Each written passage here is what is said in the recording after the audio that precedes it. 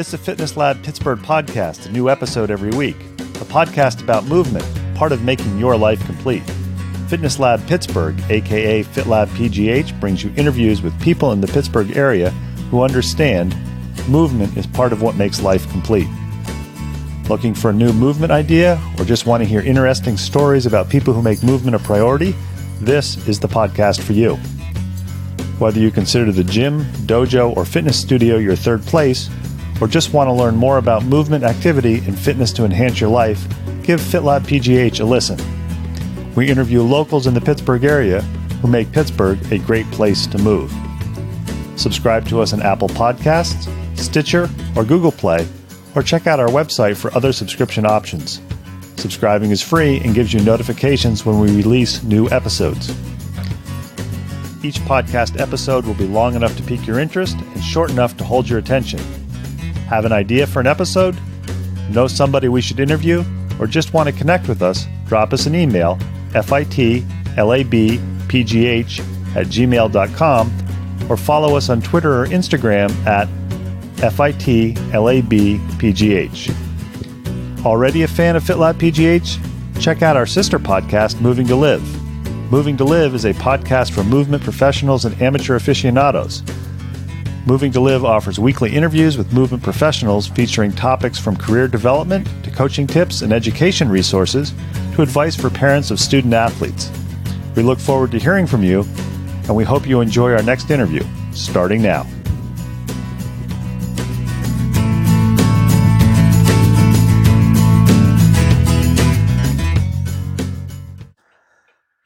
FitLab PGH and our sister podcast, Moving to Live, treat movement as a lifestyle, not just an activity, because movement is part of what makes your life complete. In addition to our weekly podcasts, FitLab PGH releases 1-minute movement tip and lifestyle hack videos every Monday, Wednesday, Friday, available on most social media channels. You can check out all the past videos on our YouTube channel. In addition, every Thursday we do a written FitLab Pittsburgh features for a 2-legged or 4-legged mover. If you like what you're hearing, please leave us some feedback on Apple Podcasts or whatever podcast app you listen to. Drop us a message through any of the social media channels and let us know what you like. Today's interview is with Mike Litrell, the Pittsburgh Performance Institute. We talk about recovery, which is an essential part of movement as a lifestyle. FitLab PGH back with another podcast interview. We are a podcast that believes movement should be treated as a lifestyle, not just an activity. And one of the things that helps you with movement is to make sure you have adequate recovery with sleep and a variety of other things. So today we've got another guest that you find by stalking people on the internet, where you see pictures, you see posts. And I started seeing posts a couple of months ago about Pittsburgh Performance Institute. And it's like, well, what the heck is this? At first I thought it was another gym. And then when they started posting some more pictures, I realized it was a place where you could go for various types of recovery. So I reached out to the owner, Mike Litrell, and he is generous enough to not only put me in a pair of compression boots, but also sit down and talk to me for a few minutes about his movement story and Pittsburgh Performance Institute. So Mike, thanks for taking time to talk to FitLab PGH. Thanks for coming out here. Yeah.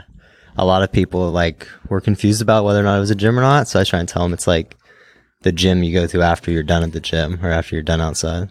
And I know the first question I always ask for FitLab Pittsburgh is, are you a Pittsburgh native? If so, why are you still here? If you're not, what brought you here? So I am a Pittsburgh native. I grew up in Upper St. Clair.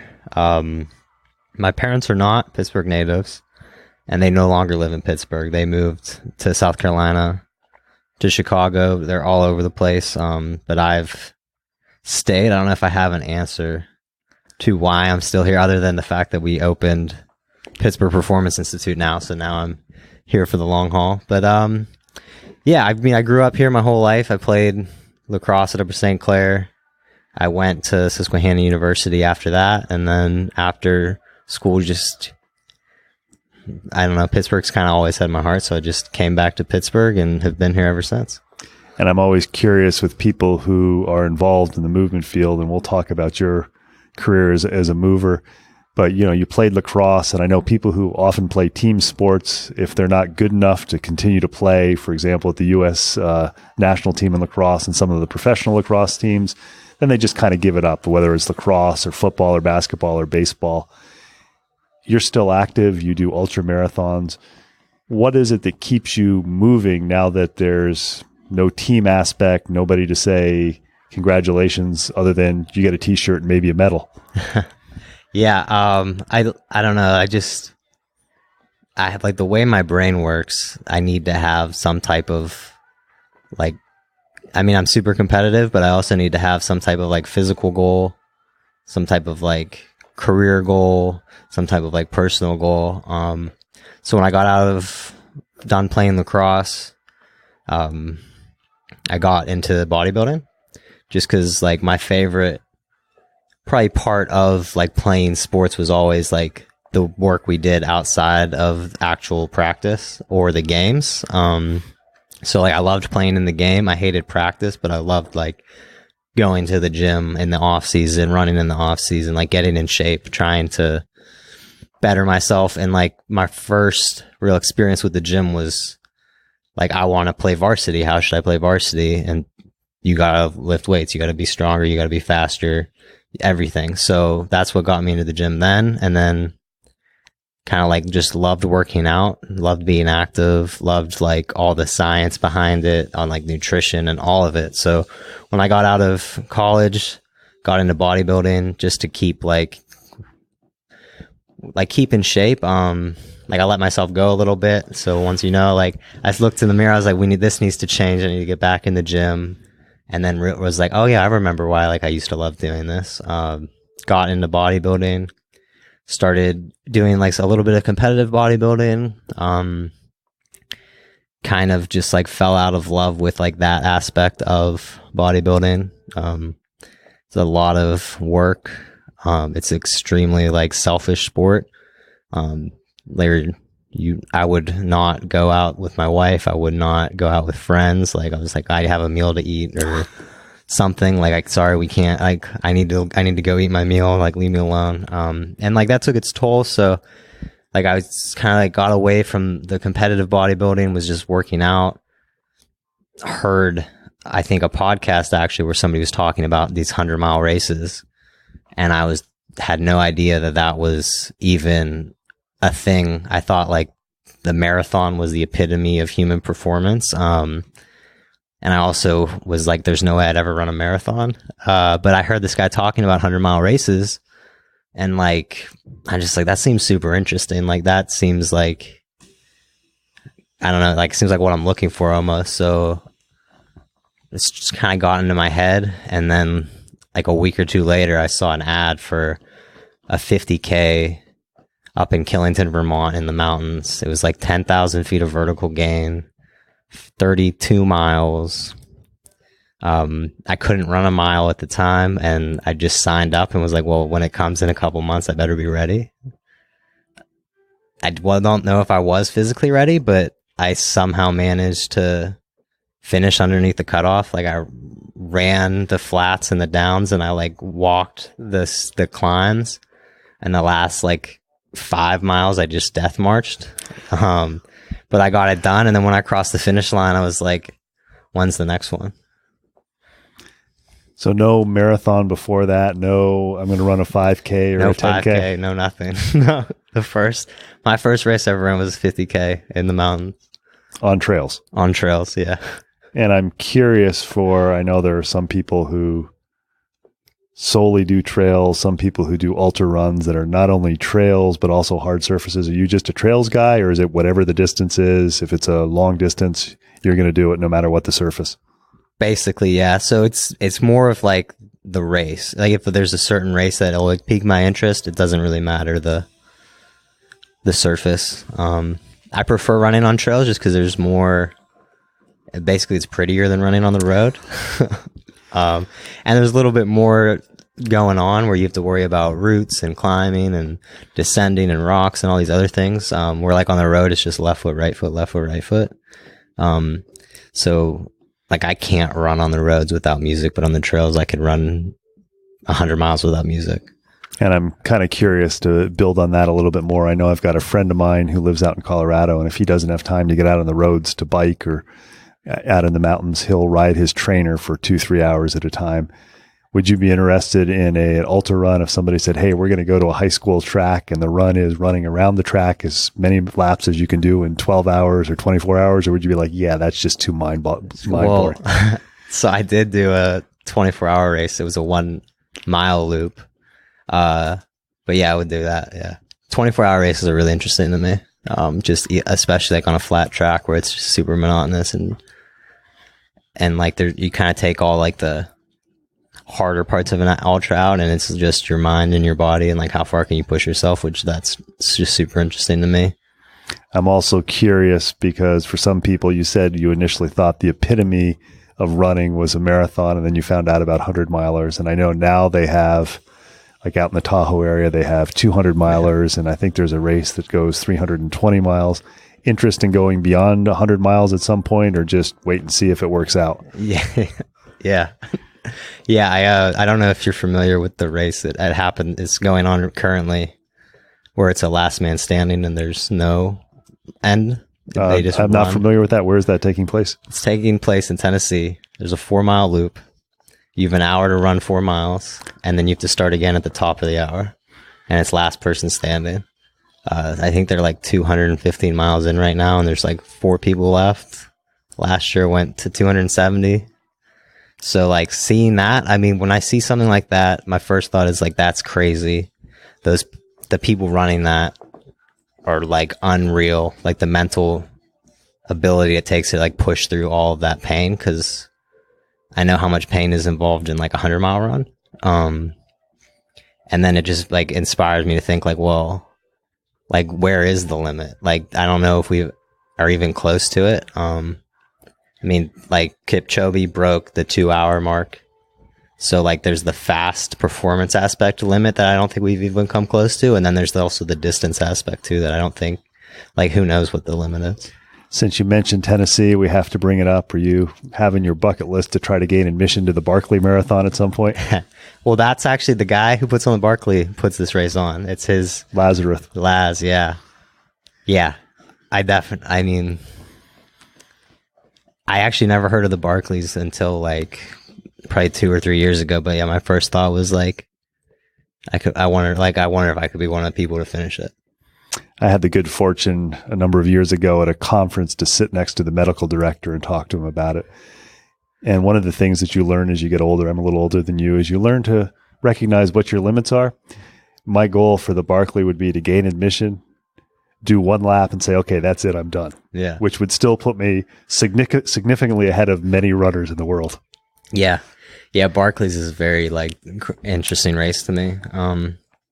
I mean, that's kind of like why I love ultra running and like ultra marathons too, is like you go from something like the 50K that I did, just straightforward, start to finish, you run 30 some miles, to 200 miles around the Moab Valley in through the mountains, to something like a 24-hour track race, to something like the Barkleys. Like there's just so many different types of races and ability levels that you would need. And then like Barkleys is like, there's no course. You have to have the navigation aspect as well, and like all the other challenges of just being out there alone for so long. It's just Barkleys has fascinated me. A friend of mine was actually running the last man standing. He got injured. He made it like 130 miles, but I'm hoping he got an in with Laz so we can learn how to apply to the Barkleys. I'm curious. You've been doing ultra running for a while. Looking back, if you could talk to the younger you before you did the 50K in Killington, if you could offer one piece of advice, because I think this is good. We've got Pittsburgh Marathon is coming up in 7 or 8 months. Yeah. Fall marathon season. It's too late now to probably pick up your training, but spring marathons, serious runners may be doing. One piece of advice just based on your experience, like, boy, I was an idiot. I should have done this or I shouldn't have done that. I don't know. I think maybe ignorance was bliss back then. Like, when I went in that race, I knew nothing about nutrition, about electrolytes. I don't know. I think in a lot of ways that, like, just remember, like, it's an accomplishment no matter what. Like just finishing is the accomplishment. Like it's easy to like the further you get along into any type of sport, focusing on like, well, I want to win or I want to beat a PR and like when it comes to ultramarathoning, like if you're not having fun, then like why are you going? Like you're not like there's no point. You know what I mean? Like I DNF'd out of a race, and like from the start of that race, I was stressed out about like pacing and times and like needing to finish in a certain time and like wanting to win, wanting to hit certain goals, and I didn't enjoy the entire race, and like I ended up DNFing out of it. You know, so like remember like just have fun. Like if you're not doing it to have fun or like whatever your why is, just remember it and don't get caught up in all the other BS that's out there. And I think that's some great advice. I know very often especially when you're getting close to races and you start watching people training in the various parks and in the trails, nobody looks like they're having fun. You know, they're looking at their watch, yeah. They're stopping at a stop sign, or they're stopping to let a car go by, and they're still moving their legs. It's like, okay, I got to keep my heart rate up. I got to do this. Yeah. I got to do that, which is important. But at the end of the day, it's like, you know, have fun with it because it's supposed to be fun. Yeah, exactly. I DNF'd after that race, and then a couple of days later, I grabbed my dogs and we went up to Raccoon Park, and I left my watch in the truck, and we ran for like an hour, and I was like, oh yeah, this is what I love, running through the woods. Like this is why I do these things, because I enjoy running and I enjoy pushing it, and like you don't need to like be staring at your watch the whole time hitting a pace. Like you need to just like remember why you're here in the first place is to enjoy your time outdoors and enjoy moving and like the benefits that come from that. I guess that brings another question before we get into talking about the Pittsburgh Performance Institute. You've mentioned a couple times outdoors in the trails. What about an ultra run, maybe 24 hours running on a treadmill? Any interest in that? Well, so I recently had an experience with a true form runner. And the first thought I had was like, because like the last man standing thing is here. And just like Will Smith has a quote about he has more heart than anyone else, and like he could run on a treadmill. He would either die on the treadmill or he would be the last person to run. And I was like, it'd be interesting to get a bunch of true forms and just have it like no time limit, just who's the last person that could run.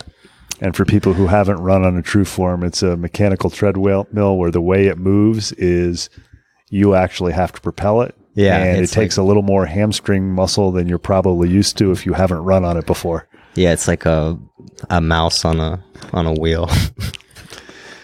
We're talking with Mike Littrell. He's the owner of Pittsburgh Performance Institute. He's told us about his path into ultramarathoning.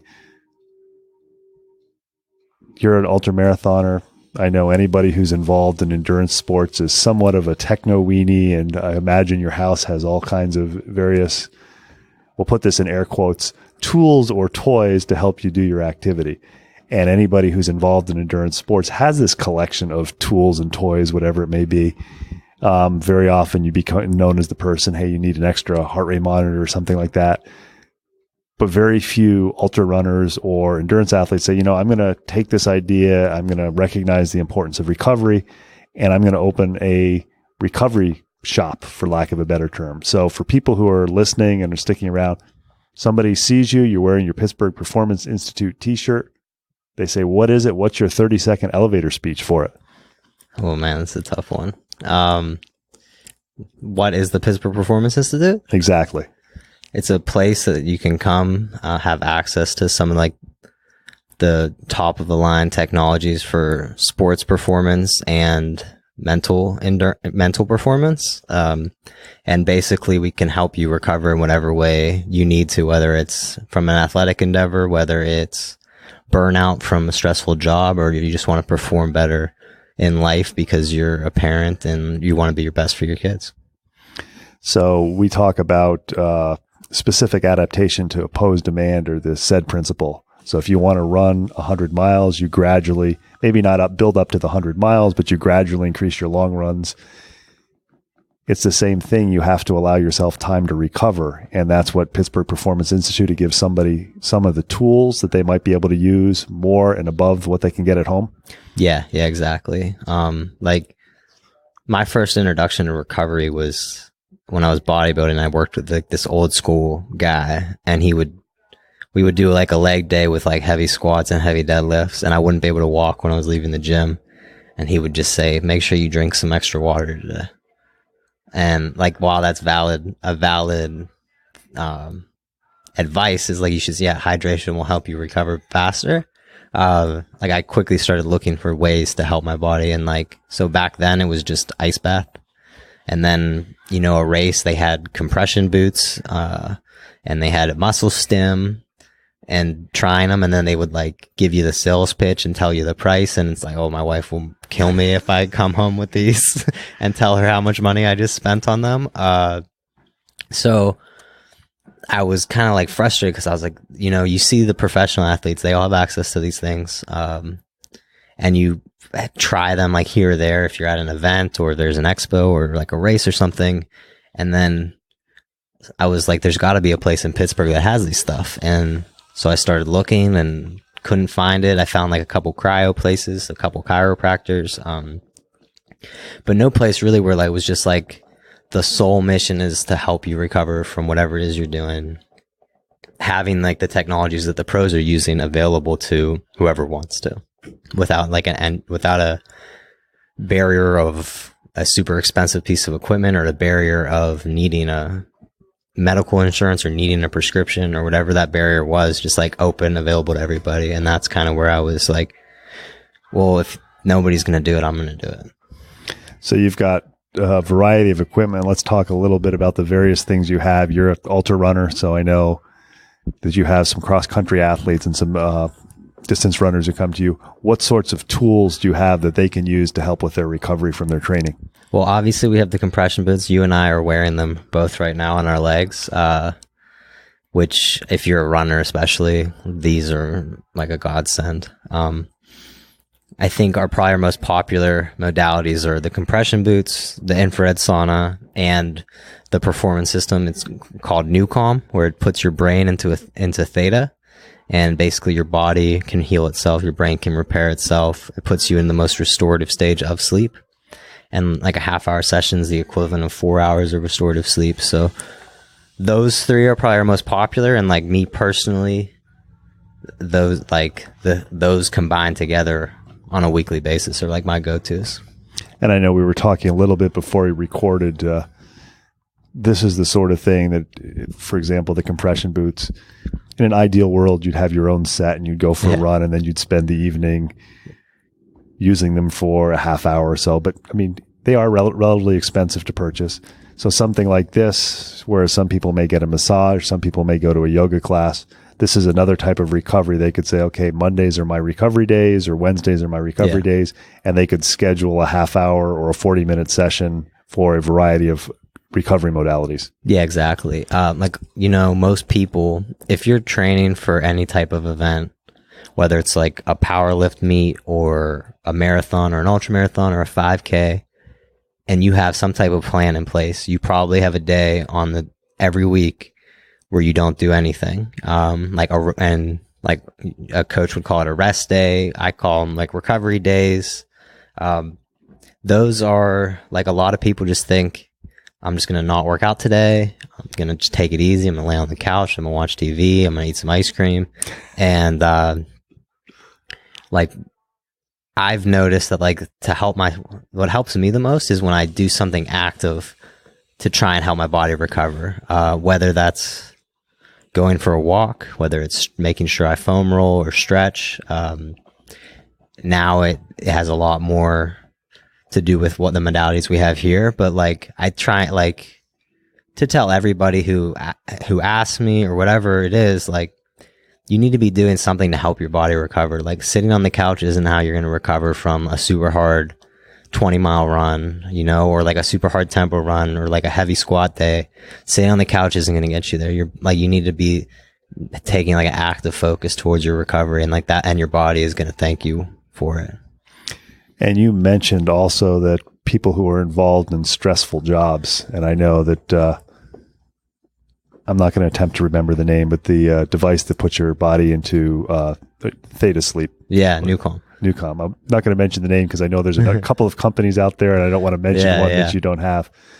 For somebody I know, I've interviewed a variety of people for my other podcast, Moving to Live, and you're outside, there's traffic noise, you're on your cell phone, people are calling.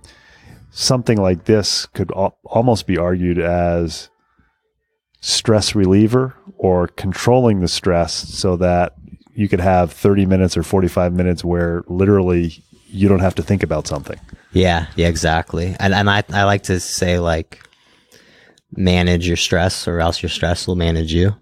Like a lot of people, they let their stress manage them, and they're stressed out and they're angry and they're irritable and they're like, and like a lot of people too just come here to kind of get that too, like that I need a break. I need just like an hour for myself. I'm going to go and I'm going to put the new come on. I'm going to put the leg boots on, and I'm just going to go away for an hour and just be like in total peace. So that I think is like major because not everybody's interested in running an ultra marathon. Not everybody's interested in crushing it at the gym. Like a lot of people are busy. They're stressful jobs. They have stressful lives. They have kids. They have husbands and wives and 100 other things going on. And like just the ability for them to come in, plug into the new comms, get into like that weird lucid dream state that it puts you in, and just relax and like not have to worry about the kids or the job or the stress or whatever it is. Just be able to get a break for once. And this is, I'm kind of asking this tongue in cheek. This is when you come in to do this. This is not 30 minutes or an hour to spend time on your cell phone. This is a time to put those things aside. Yeah, exactly. Yeah.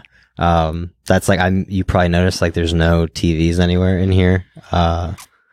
Somebody could easily just come in and do the compression and look at their phone the whole time. But yeah, I think the biggest benefit is getting a chance to not look at the phone. Cause I think all too often we spend most of our days looking at the phone or looking at the computer screen, whether it's sending emails or looking at social media, or probably spending more time on social media than we'd like to admit. To be able to just turn off all of that, unplug, just get away, like get your brain to go away from all of it is a huge benefit for anybody. I think that's great advice. I know as somebody who starts with team exercise, which you did as a lacrosse player, kind of gravitated to, I think it's interesting. You said bodybuilding was a selfish activity. I think it's a great time to segue in if you're willing. We talked a little bit about trails and trail manners. And I know FitLab Pittsburgh, we're big fans of the trails. We take our dogs out. And I know like my pet peeve is people who don't have their dogs under control. And I think you've got some interesting insights too, is like one or two pet peeves for just people. Weather's getting cooler. You and I are out on the trails a lot, but just kind of tips for people who maybe are getting moving, which we want to promote. Yeah, absolutely. But we also want to make sure that you don't finish a run and you've pissed somebody off because you've yelled, "Hey, get the hell out of my way. I'm trying to do an interval." Yeah. So any tips you have for maybe new people getting out on the trails? Yeah, I think just try and remember that like everyone is out there for like their own reason. Someone might be out there running a interval because they're training for a marathon. Somebody may be there because that's their 20 minutes where they get away from everything. They leave their phone in the car and they walk for 20 minutes in the peaceful outdoors. And just try and like be mindful of that, like, I mean, there's rules and there's trail etiquette, and every trail system has its own set of rules, but I think like almost all of them boil down to common sense. Try and think of somebody other than just yourself when you're out there. If you see somebody coming, try and make room for them, whether it's step aside or like there's the official rules of what you should do, but like you can kind of tell, I mean, if somebody looks like they're working hard and like maybe just step out of this way if I'm not working hard, but I'll just step out of the way. Or like if somebody's coming and they have a bunch of dogs, maybe I'll pull my dogs to the side because their dogs might look a little bit more out of control than mine. So, I'll tighten the leash on mine and make sure that we go further out of the way and make room for them. I think like I follow the Montour Trail on Facebook, and sometimes that can get into an etiquette. Like, can you believe this person did this on the trail, and, or like somebody didn't pick up their dog poop. And, I think it's funny that somebody would see dog poop on the side of a trail, take a picture of it, go home, put it on Facebook, and tell the world about how someone didn't pick up this dog poop, when if it bothered you that much, just pick it up yourself and then you did something to better the trail system, you'd probably feel better because you did something productive for society, and then you don't need to tell anybody about it. And we won't get into whether cyclists should say on the left On or the not. left or not. We've been talking with Mike Litrell. He is the owner of Pittsburgh Performance Institute. I think it gives some great insight into recovery. And I really appreciate the fact that the few tips he gave at the end really correspond with being a good citizen on the trails and making sure that everybody can enjoy the outdoors. And then after you've enjoyed the outdoors, check out the Pittsburgh Performance Institute webpage and maybe try some compression boots or some New Wave. Mike, thanks for taking time to talk to FitLab Pittsburgh. Thank you very much.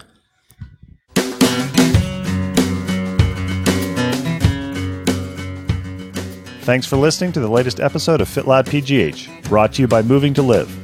Intro and exit music is Marathon Man by Jason Shaw.